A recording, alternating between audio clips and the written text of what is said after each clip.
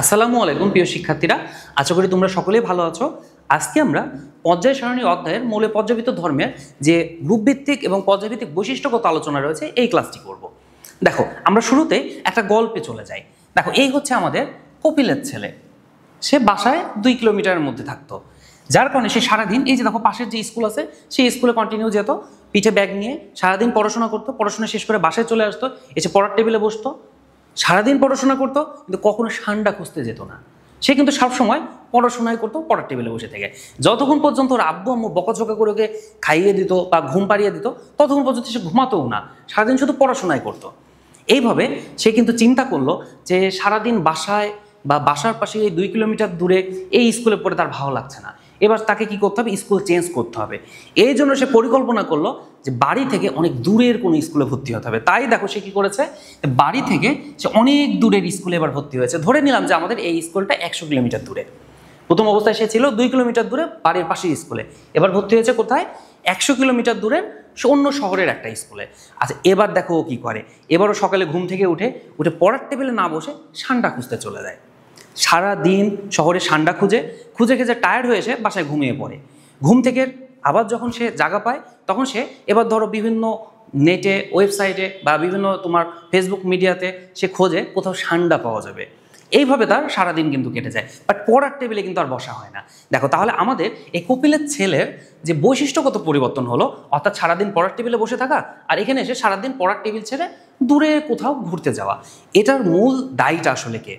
দায়ী কিন্তু সে নিজে নয়, কারণ সে আগে থেকে কিন্তু এমন ফাঁকিবাজ ছিল। সে কিন্তু আগে থেকে ঠান্ডা খোঁজার টেন্ডেন্সিতে পড়ার টেবিল ছেড়ে বাইরের অনেক দূরে চলে যেত।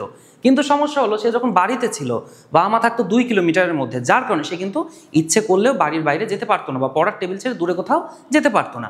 বাট সে যখন 100 কিলোমিটার দূরের কোনো স্কুলে ভর্তি হলো, এবার কিন্তু পরিবার যেখানে থাকার কথা সেইখানেই আছে। সে আছে কোথায়? 100 কিলোমিটার দূরে। দেখো, এবার কিন্তু পড়ার টেবিল ছেড়ে কোথাও ঠান্ডা খুঁজতে গেলে বাবা মা কি টের পাচ্ছে? না, বাবা মা টের পাচ্ছে না। যার কারণে সে সহজেই কিন্তু পড়ার টেবিল ছেড়ে এই অবস্থায় অনেক দূরে চলে যেতে পারে। আচ্ছা, এই গল্পটা মূলত আমাদের এই কপিলের ছেলের নয়, এই গল্পটা মূলত আসলে পরমাণুর। কিভাবে পরমাণুর একটু দেখো। আমরা ধরে নিলাম যে এই হচ্ছে আমাদের একটা পরমাণুর কক্ষপথ, যে পরমাণুর কক্ষপথে অবস্থিত যে নিউক্লিয়াসটা রয়েছে, এই নিউক্লিয়াস হচ্ছে সেই কপিলের বাবা মা বা কপিল নিজেই। আচ্ছা, আর এই যে বহিস্থ কক্ষপথ যে আমরা অঙ্কন করেছি সেখানে আমরা একটা ইলেকট্রন দিলাম, সেই ইলেকট্রনটা হচ্ছে কপিলের ছেলে। দেখো, তাহলে এই যে কপিলের পরিবার এবং কপিলের ছেলে, এদের মধ্যবর্তী দূরত্ব হচ্ছে মাত্র 2 কিলোমিটার। যার কারণে এই ছেলে কি পড়ার টেবিল ছেড়ে অন্য কোথাও যেতে পারে? পারে না। তার কারণ কি? বাবা মা সবসময় তাকে চোখে চোখে রাখে, যার কারণে সে পড়ার টেবিল ছেড়ে কিন্তু অন্য কোথাও দূরে যেতে পারে না। আচ্ছা দেখো, এবার আমরা যদি চিন্তা করি যে এই কপিলের ছেলে এবার চেঞ্জ করছে তার শহরকে, তাই না? সে শহর চেঞ্জ করে কোথায় গেছে? দেখো, তার পরিবার যেখানে ছিল সেখানে আছে, কিন্তু সে এবার কোথায় গেছে? সে এবার 100 কিলোমিটার দূরের শহরে চলে গেছে। যার কারণে পরিবার কি আগের মতো ছেলেকে আর আকর্ষণ করতে পারে বা চোখে চোখে রাখতে পারে না? আগের মতো চোখে চোখে রাখতে পারে না। তার মানে ছেলে এবং পরিবারের মধ্যে কিন্তু সম্পর্ক আগের থেকে কমে গিয়েছে, যার ফলে ছেলে এবার কি স্বাধীন। তাই দেখো, সে সারাদিন কি করে? পড়ার টেবিল ছেড়ে ঠান্ডা খুঁজতে চলে যায়। যার কারণে আমাদের সে কিন্তু পড়ার টেবিলেই শুধু থাকে না, পড়ার টেবিল ছেড়ে অনেক দূরের কক্ষপথে অবস্থান করে। আসলে আমরা আগের ক্লাসে পড়েছিলাম যে পরমাণুর সর্বশেষ কক্ষপথ থেকে অসীম কক্ষপথে চলে যাওয়ার জন্য যে শক্তির প্রয়োজন হয় সেই শক্তি মূলত আয়নীকরণ শক্তি। আমি আবার রিপিট করছি, পরমাণুর সর্বশেষ কক্ষপথ থেকে অসীম কক্ষপথে চলে যাওয়ার জন্য যে শক্তির প্রয়োজন হয় সেই শক্তির নাম হলো আয়নীকরণ শক্তি। দেখো, আমাদের এই অবস্থায় কপিলের ছেলে চিন্তা করলো ঠান্ডা খুঁজতে যাবে, যেতে পারেনি। তার কারণ বাবা কাছে আছে, অর্থাৎ সে সহজে অসীম কক্ষপথে যেতে পারেনি, তার মানে তার আয়নীকরণ শক্তি বেশি। এবার আসি, সে যখন 100 কিলোমিটার দূরের শহরে ছিল, সে এবার ঠান্ডা খুঁজতে চলে গেল পড়ার টেবিল ছেড়ে। কোনো সমস্যা নাই, কারণ পরিবার আছে 100 কিলোমিটার দূরে। পরিবার কি টের পাচ্ছে? টের পাচ্ছে না। তাই দেখো, সে কিন্তু অল্প সাহসে অসীম কক্ষপথে ঠান্ডা খুঁজতে চলে যেতে পেরেছে। তাহলে আমাদের এই যে আয়নীকরণ শক্তির পরিবর্তন ওপর থেকে নিচে, আমাদের এখানে কিন্তু আয়নীকরণ শক্তির মান আস্তে আস্তে হ্রাস পেয়ে গিয়েছে। আমরা যে ছবিটা দেখতে পাচ্ছি এটা কিন্তু আমাদের একই গ্রুপ ভিত্তিক ছবি, কারণ একই গ্রুপে ওপর থেকে নিচে কি হয়? পরমাণুর নতুন নতুন কক্ষপথ যুক্ত হয়, অর্থাৎ পারমাণবিক ব্যাসার্ধ বেশি হয়ে যায়। এই ক্ষেত্রে দেখো, পারমাণবিক ব্যাসার্ধ বৃদ্ধির সাথে সাথে অসীম কক্ষপথে যাওয়ার যে ইলেকট্রনের যে শক্তি, সেই শক্তিমানও কিন্তু আমাদের কমে যাচ্ছে। অর্থাৎ এই অবস্থায় পড়ার টেবিল ছেড়ে অসীম কক্ষপথে চলে যেতে অনেক বেশি সাহস লাগবে, আয়নীকরণ শক্তির মান অনেক বেশি। এই অবস্থায় পড়ার টেবিল ছেড়ে অসীম কক্ষপথে চলে যেতে সাহস অনেক কম লাগবে, তাই আয়নীকরণ শক্তির মান অনেক কম। অর্থাৎ একই গ্রুপের উপর থেকে নিচে পারমাণবিক ব্যাসার্ধ বৃদ্ধি পেলেও আয়নীকরণ শক্তির মান কিন্তু হ্রাস পেয়ে যাচ্ছে। আচ্ছা, এবার ধরো কপিলের ছেলে চিন্তা করলো যে আমার যে খুব ক্লোজ বন্ধু আছে, ক্লোজ বন্ধুকে তো কোনোদিন বাসায় দাওয়াত দেওয়া হয় না, এবার ধরো ক্লোজ বন্ধুকে সে বাসায় দাওয়াত দিবে। আচ্ছা, ও যখন বাসায় ছিল, ক্লোজ বন্ধুকে বাসায় দাওয়াত দিলে রিস্কটা কোথায়? রিস্কটা হচ্ছে আব্বু আম্মু ধরো পড়ার টেবিল ছেড়ে যদি বন্ধুর সাথে আড্ডা দিতে দেখে তাহলে নিজেকে তো পেটাবে, পাশে বন্ধুকেও পেটাবে। এই ভয়ে সে কিন্তু বন্ধুকে কখনো ইনভাইট করার সাহস পেত না। এবার ধরো ও আছে পরিবার থেকে 100 কিলোমিটার দূরে কোনো একটা দূরের শহরে, এবার বন্ধু ওর শহরেই গিয়েছে। এবার তাহলে কপিলের ছেলে কি করবে? বন্ধুকে বলবে তুমি তাড়াতাড়ি বাসায় চলে আসো, বা আমার এখানে চলে আসো, এখানে ভয়ের কোনো কারণ নাই, আমার বাসায় কোনো বইপত্র নাই, তার মানে তোমার ভয়ের কোনোই কারণ নাই। তার মানে দেখো আমাদের অসীম কক্ষপথের একটা ইলেকট্রনকে আমার নিজ পড়ার টেবিলে ইনভাইট করতে যে পরিমাণ সাহস প্রয়োজন, সেই সাহসটা কিন্তু ছিল ইলেকট্রন আসক্তি। তাহলে আমাদের এই অবস্থায় ইলেকট্রন আসক্তির মান ছিল অনেক বেশি, সহজে বন্ধুকে ইনভাইট করা যেত না, পরিবার অনেক বকাঝকা করতো, তাই ইলেকট্রন শক্তির মান অনেক বেশি। এই অবস্থায় দেখো পরিবার আছে অনেক দূরে, অর্থাৎ 100 কিলোমিটার দূরে, তাই অসীম কক্ষপথের বন্ধুকে নিজ পড়ার টেবিলে সহজে ইনভাইট করা যায়, তার মানে ইলেকট্রন শক্তির মান কম। তাহলে একই গ্রুপের উপর থেকে নিচে পারমাণবিক ব্যাসার্ধ বৃদ্ধির সাথে সাথে ইলেকট্রন শক্তির মানও কিন্তু হ্রাস পেয়েছে। আচ্ছা, এবার ধরো আমাদের এই যে বন্ধু ইনভাইট হয়ে গেছে বহিস্থ কক্ষপথে পড়ার টেবিলে, এবার পরিবার নিউক্লিয়াস চাচ্ছে ছেলের পাশাপাশি ছেলে এবং ছেলের বন্ধু দুইজনকে কন্ট্রোল করতে। আচ্ছা বলো, কোন অবস্থায় ছেলে এবং ছেলের বন্ধু দুইজনকে কন্ট্রোল করা সহজ হবে? এই অবস্থায় দেখো নিউক্লিয়াস থেকে ছেলের বন্ধু খুবই কাছে, তাই পরিবার কি করতে পারবে? সবসময় এদেরকে কাছে কাছে রাখতে পারবে, নিজের দিকে কন্ট্রোলে রাখতে পারবে। তাই এই অবস্থায় আমাদের ইলেকট্রনগুলো নিউক্লিয়াস দ্বারা বেশি আকৃষ্ট হবে, তার মানে তড়িৎ ঋণাত্মকতার মান হবে বেশি। কারণ আমরা আগের ক্লাসে দেখেছি যে তড়িৎ ঋণাত্মকতা হলো শেয়ারকৃত ইলেকট্রন জোড়াকে নিজের দিকে টানার ক্ষমতা, নিজের ইলেকট্রন অন্যের ইলেকট্রন, এই মিলে হলো শেয়ারকৃত ইলেকট্রন। এই শেয়ারকৃত ইলেকট্রন জোড়াকে নিউক্লিয়াস নিজের দিকে যে বল টানছে তার নাম হলো তড়িৎ ঋণাত্মকতা। এই অবস্থায় তড়িৎ ঋণাত্মকতার মান বেশি। এই অবস্থায় দেখো যেহেতু ছেলে এবং ছেলের বন্ধু অনেক দূরে আছে, নিউক্লিয়াস কিন্তু আগের মতো টানতে পারবে না, তাই তড়িৎ ঋণাত্মকতার মান পূর্বের থেকে কমে গিয়েছে। তাহলে একই গ্রুপে ওপর থেকে নিচে পারমাণবিক ব্যাসার্ধের সাথে আমরা তিনটা পরিবর্তন পেয়েছি।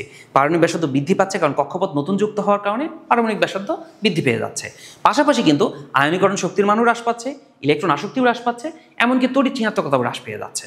তাহলে আমরা পারমাণবিক ব্যাসার্ধের সাথে এই তিনটা সম্পর্ক কেমন পাবো? উল্টা সম্পর্ক পাবো। আচ্ছা, এবার আমরা আসি আমাদের ধাতব ধর্ম। দেখো আমাদের এই যে কপিলের ছেলে, সে পরিবারের যখন থাকতো, অর্থাৎ বাবা মার কাছে যখন থাকতো 2 কিলোমিটারের মধ্যে, তখন কিন্তু সে স্বাধীন ছিল না, সহজে পড়ার টেবিল ছেড়ে অন্য জায়গায় যেতে পারতো না। কিন্তু এবার যখন সে 100 কিলোমিটার দূরের কোনো শহরে অবস্থান করছে, সে কিন্তু ইচ্ছে করলেই পড়ার টেবিল ছেড়ে অসীম কক্ষপথে চলে যেতে পারছে। তার মানে দেখো এটা অনেকটা ধাতব ধর্মের মতো। ধাতব ধর্মের সঙ্গে আমরা কি পড়েছিলাম? পরমাণুর সর্বশেষ কক্ষপথ থেকে ইলেকট্রন অসীম কক্ষপথে চলে যাওয়ার যে টেন্ডেন্সি, এটাই হচ্ছে ধাতব ধর্ম, অর্থাৎ ইলেকট্রন ত্যাগের যে প্রবণতা, এটাই ধাতব ধর্ম। দেখো এই ক্ষেত্রে সহজে পড়ার টেবিল ছেড়ে যাওয়া যায় না, অর্থাৎ ইলেকট্রন সহজে ত্যাগ করা যায় না, ধাতব ধর্ম কম। বাট এই অবস্থায় দেখো সহজে ইলেকট্রন পড়ার টেবিল ছেড়ে অসীম কক্ষপথে চলে যেতে পারে, তার মানে ধাতব ধর্ম বেশি। তার মানে একই গ্রুপের উপর থেকে নিচে ধাতব ধর্ম বৃদ্ধি পাচ্ছে, একই গ্রুপে উপর থেকে নিচে ধাতব ধর্ম বৃদ্ধি পাচ্ছে। ধাতব ধর্ম যদি বৃদ্ধি পায়, অধাতব ধর্ম হ্রাস পাবে।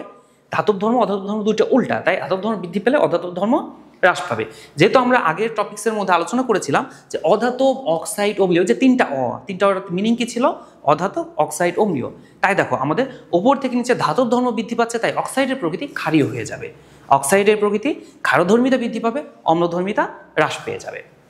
দেখো আমাদের এই যে সর্বশেষ কক্ষপথের ইলেকট্রন কাঠামো, এই গল্পে কিন্তু একজনই নায়ক, সে নায়কটা হচ্ছে কপিলের ছেলে। তাহলে দেখো আমাদের সর্বশেষ কক্ষপথে কিন্তু নায়ক সবসময় একজনই থাকছে, তার মানে আমাদের যোজনী সবসময় একই, কারণ ইলেকট্রন কাঠামোর পরিবর্তন হয়নি, তাই একই গ্রুপে উপর থেকে নিচে যোজনী একই থাকে, অর্থাৎ অপরিবর্তিত থাকে। আচ্ছা, এবার আমাদের কপিলের ছেলে কোথায় আছে? 100 কিলোমিটার দূরের কোনো একটা শহরে আছে। আচ্ছা, এবার ধরো ওই শহরে ওর ফ্যামিলি মেম্বার্সরা ধরো এবার যাওয়া আসা শুরু করছে, বা ওর ফ্যামিলি মেম্বার্সরা ধরো এবার ওই শহরমুখী হয়েছে।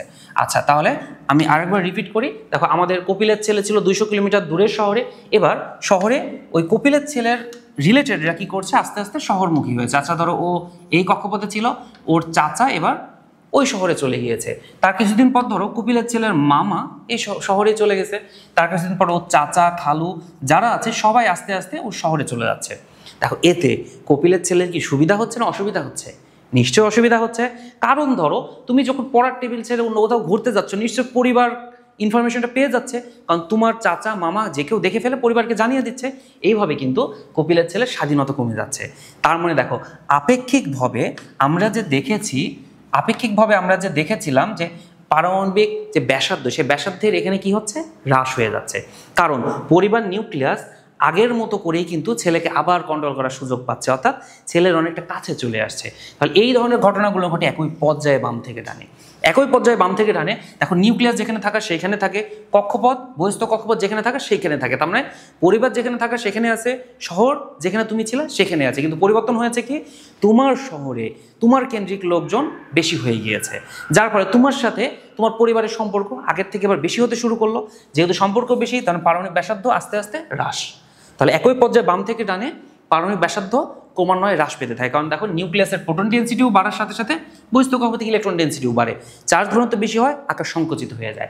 যেহেতু আকার সংকুচিত হয়, তাই সহজে পড়ার টেবিল ছেড়ে কি যাওয়া যায় না। তার মানে আয়নীকরণ শক্তির মান বৃদ্ধি পেতে থাকে। সহজে বন্ধুকে ইনভাইট করা যায় না। তার মানে ইলেকট্রন শক্তির মান বৃদ্ধি পেতে থাকে। শেয়ারকৃত ইলেকট্রন নিউক্লিয়াসের কাছে চলে আসে, তড়িৎ ঋণাত্মকতার মানও বৃদ্ধি পেতে থাকে।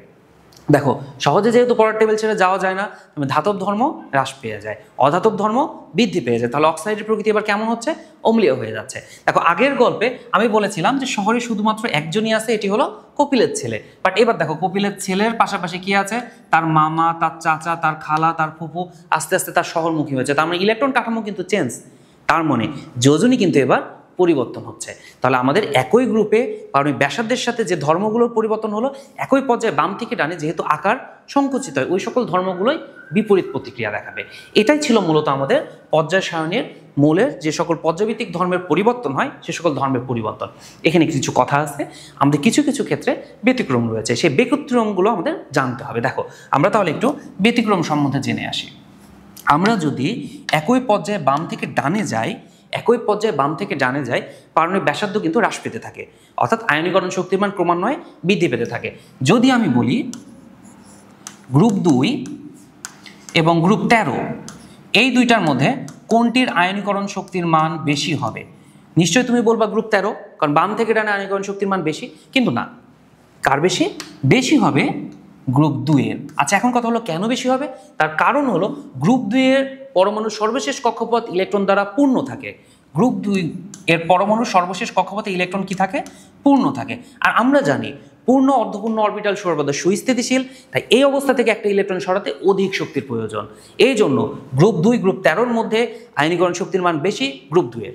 যেমন ধরো বেরিলিয়াম এবং বোরন, যদি বেরিলিয়াম থেকে বোরনের দিকে যাওয়া যায় তাহলে আয়নীকরণ শক্তি বেশি হওয়ার কথা বোরনের, কিন্তু বেশি কার? বেশি হচ্ছে বেরিলিয়ামের। আচ্ছা বেরিলিয়ামের কেন বেশি? কারণ বেরিলিয়ামের ইলেকট্রন বিন্যাসে সর্বশেষ এস অরবিটাল ইলেকট্রন দ্বারা পূর্ণ, তাই এই অবস্থা থেকে একটি ইলেকট্রন সরাতে অধিক শক্তির প্রয়োজন হবে। এই জন্য কিন্তু বোরনের তুলনায় বেরিলিয়ামের প্রথম আয়নীকরণ শক্তির মান বেশি। আচ্ছা আমাদের এই ব্যতিক্রমতা কিন্তু শুধু যে গ্রুপ 2 গ্রুপ 13 মধ্যে রয়েছে তা কিন্তু না। যেমন ধরো গ্রুপ 15 গ্রুপ 16, দেখো গ্রুপ 15 গ্রুপ 16 এই দুই গ্রুপের মধ্যে আমাদের আয়নীকরণ শক্তির মান বেশি হওয়ার কথা কিন্তু গ্রুপ 16, কারণ একই পর্যায়ে বাম থেকে ডানে আয়নীকরণ শক্তির মান বৃদ্ধি পেতে থাকে, কিন্তু বেশি কার? বেশি হচ্ছে গ্রুপ 15। আচ্ছা কেন গ্রুপ 15 বেশি? তার কারণ হলো গ্রুপ 15 ইলেকট্রন কাঠামো অর্ধপূর্ণ, আর আমরা জানি পূর্ণ অরবিটালের মতো অর্ধপূর্ণ অরবিটালও কিন্তু সুস্থিতিশীল। তাহলে গ্রুপ 15 ক্ষেত্রে অর্ধপূর্ণ অরবিটাল থাকায় এই অরবিটালগুলো যেহেতু সুস্থিতিশীল, তাই এই অবস্থা থেকে কিন্তু ইলেকট্রন সরাতে অধিক শক্তি লাগবে। যেমন দেখো নাইট্রোজেন এবং অক্সিজেনের কথা যদি বলি, নাইট্রোজেন এবং অক্সিজেন, তাহলে নাইট্রোজেন এর পরে কিন্তু আমাদের রয়েছে অক্সিজেন। আয়নীকরণ শক্তি বেশি হওয়ার কথা কার? অক্সিজেনের, কিন্তু বেশি কার? নাইট্রোজেনের। তার কারণ হলো নাইট্রোজেনের বহিস্থ এস অরবিটাল পূর্ণ, পি অরবিটাল অর্ধপূর্ণ, আর এই পূর্ণ অর্ধপূর্ণ অরবিটাল থেকে যদি একটা ইলেকট্রন সরাতে হয় তাহলে আমাদের শক্তি লাগবে বেশি, তাই আয়নীকরণ শক্তি নাইট্রোজেনের বেশি, অক্সিজেনের কম। আমাদের আয়নীকরণ শক্তির ক্ষেত্রে কিন্তু এই দুই জায়গাতে ব্যতিক্রম রয়েছে। পাশাপাশি কিন্তু ইলেকট্রন আসক্তির ক্ষেত্রেও ব্যতিক্রম রয়েছে। ইলেকট্রন আসক্তির ক্ষেত্রে দেখো আমাদের যদি ফ্লোরিন আর ক্লোরিনের কথা বলি, ফ্লোরিন আর ক্লোরিন, এই ফ্লোরিন পরমাণুর নিচেই কিন্তু ক্লোরিন পরমাণুর অবস্থান। আমরা জানি একই গ্রুপে ওপর থেকে নিচে যদি নামা হয় পারমাণবিক ব্যাসার্ধ বৃদ্ধি পেতে থাকে, তাই ইলেকট্রন শক্তির মান হ্রাস পেতে থাকে। তাহলে আমাদের সবচেয়ে ইলেকট্রন শক্তি বেশি হওয়ার কথা কার? ফ্লোরিনের, কিন্তু বেশি কার? বেশি হচ্ছে ক্লোরিনের। আচ্ছা এখন কথা হলো এই ক্লোরিনের কেনই বা বেশি, তার কারণটা কি? দেখো আমরা যদি ফ্লোরিন ক্লোরিনের ক্ষেত্রে কক্ষপথ অঙ্কন করি, এই হচ্ছে ফ্লোরিন পরমাণু, ফ্লোরিন পরমাণুর ক্ষেত্রে সর্বশেষ কক্ষপথ রয়েছে 2টি। আমাদের যেহেতু ইলেকট্রন সংখ্যা 7টি, তাই কক্ষপথ রয়েছে কয়টি? 2টি। আমরা যদি ক্লোরিন পরমাণুর কথা চিন্তা করি, ক্লোরিন পরমাণুর ক্ষেত্রে কক্ষপথ রয়েছে কয়টি? ক্লোরিন পরমাণুর কক্ষপথ রয়েছে 3টি। আচ্ছা, আমাদের ইলেকট্রনগুলো একটু দিয়ে দিই। দেখো, আমাদের ফ্লোরিনের ক্ষেত্রে ইলেকট্রন হচ্ছে 2টা, 3টা, 4, 5, 6, 7, 8, 9, 9টা ইলেকট্রন রয়েছে। আচ্ছা, এবার যদি আমি ক্লোরিনের কথায় আসি, 2টা, 4টা, 6টা, 8টা, 10টা, 12টা, 14টা, 16টা, 17টা। এই হচ্ছে ক্লোরিন পরমাণু। দেখো, তাহলে আমাদের এই উভয় পরমাণুর ক্ষেত্রে ধরো অসীম থেকে একটা ইলেকট্রন আমাদের বহিস্থ কক্ষপথে যুক্ত হচ্ছে, অর্থাৎ ইলেকট্রন আসক্তির কথা বলছি। তাহলে এই অসীমের একটা ইলেকট্রন এইখানে যুক্ত হবে। এই ক্ষেত্রেও দেখো, অসীমের একটা ইলেকট্রন এই অবস্থায় যুক্ত হবে। কিন্তু সমস্যাটা কোথায়? সমস্যা হলো এই ফ্লোরিন পরমাণুর ভেতরে ইলেকট্রন রয়েছে 2টা। সে 2টা ইলেকট্রন আগত ইলেকট্রনকে বেশি বিকর্ষণ করতে পারে না। কিন্তু আমাদের ক্লোরিন পরমাণুর ক্ষেত্রে দেখো, অন্তঃস্থ ইলেকট্রন সংখ্যা কত? অনেক বেশি। এখানে অন্তঃস্থ ইলেকট্রন সংখ্যা প্রায় 10টা। এই জন্য ইলেকট্রনগুলো কি করে? আগত ইলেকট্রনকে অনেক বেশি বাধা প্রদান করে। এই বাধাগুলোকে আমরা বলে থাকি আবরণী প্রভাব। কি প্রভাব? আবরণী প্রভাব। তার মানে দেখো, ভেতরের কক্ষপথের ইলেকট্রন বাহিরের ইলেকট্রনকে বিকর্ষণ করে। এই বিকর্ষণ বলের নাম আবরণী প্রভাব। মূলত এই ফ্লোরিন পরমাণুর ক্ষেত্রে আবরণী বাধা নাই, তাই একটা ইলেকট্রন সহজে এই বহিস্থ কক্ষপথে যুক্ত হতে পারে। কিন্তু ক্লোরিন পরমাণুর ক্ষেত্রে দেখো, আবরণী প্রভাব অনেক বেশি। তাই নর্মালি ইলেকট্রনকে এখানে বসতে হলে অনেক বাধা ঠেলে, অনেক শক্তি প্রয়োগ করে তারপর এখানে বসতে হয়।